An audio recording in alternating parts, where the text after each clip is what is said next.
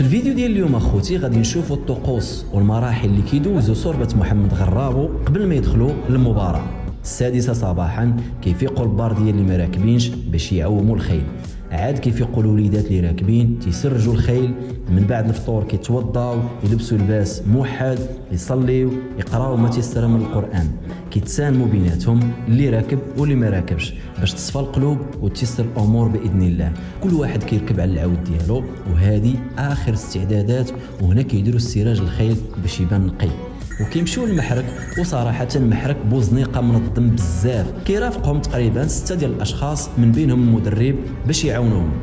هنا كتوصل لحظه المنافسه، والحمد لله المرتبه الاولى واحد الفرحه ما يمكنش نوصفها، اجواء هيستيريا. باش توصل للقمه راه ماشي سهل، خاصك مجهود ورغبه وحب خالص بالتبوريده والخيل. السلام عليكم.